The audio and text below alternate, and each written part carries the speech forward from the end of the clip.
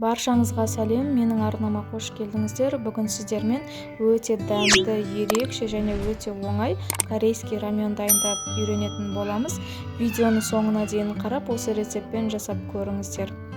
Бізге қажетті заттар: укроп, петрушка, жұмыртқаның ағы мен сарысын бөліп алдым, және сосиска керек болады. Сосисканың осылай ортасын бөліп, жұқалап турап алдым.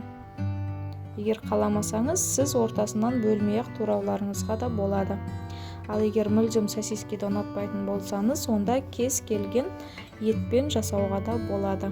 Сосискамызды турап алдық. Енді қызып тұрған табаға майымызды құямыз. Майымызды қыздырып, сосискамызды салып, қуырып аламыз. 2-3 минутқа қуырып алыңыздар. Егер сосисканы ұнатпасаңыздар, кез келген етті қайнатып, жұқалап, турап қосуға болады раменға.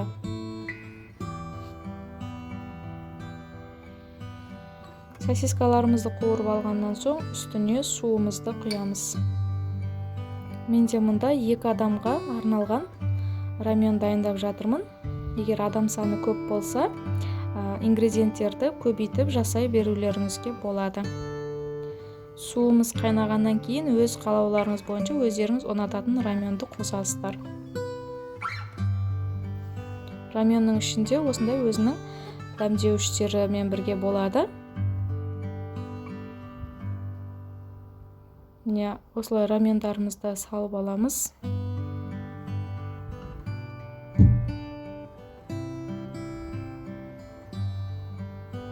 Оттың астын орташа етіп 4-5 минутқа қайнатып аламыз.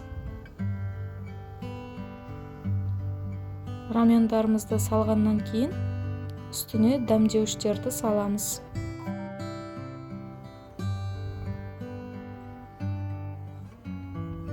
Орташа отта пісіріп аласыздар, осылай қайнатып. Үстіне осындай өзінің дәмдеуіштері болады. Және ішінде ащы приправасы да болады. Оны өздеріңіз қарап шамалап қосасыздар. Егер қатты ащыны ұнатпайтын болсаңыздар, онда кішкене ғана қоссаңыздар жеткілікті.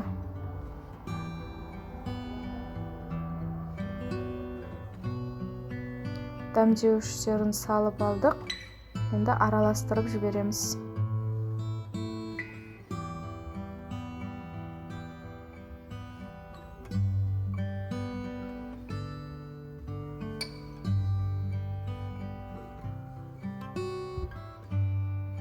Раменнің дәмі өзі ерекше дәмді болып шығады.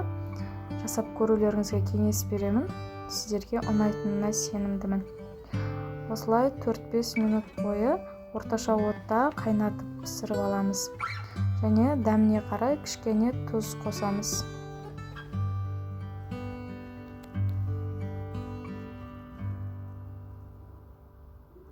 Және бөліп алған жұмыртқаның ағын раменнің ортасын ашып, салып жібереміз. Осылай айналдырып отырып, ортасын ашып, видеода көрсетілгендей салып араластырып жібересіздер. Енді өз қалауларыңыз бойынша укроп, петрушка қоссаңыздар болады. Дәмі тоже бір дәмін кіргізіп тұрады, ерекше. Егер ұнатпайтын болсаңыздар, қоспай қоюға да болады. Біздің раменіміз уже дайын болып қалды. Міне, біздің раменіміз дайын болды, достар. Менде 2 адамға арналған. Және жұмыртқаның сарысын осылай шикі күйінде раменнің бетіне құйып жібересіздер. Ол өзі сол тағамның ыстықтығына пісіп қалады. Егер ұнатпайтын болсаңыздар, онда пісіріп қосуға болады.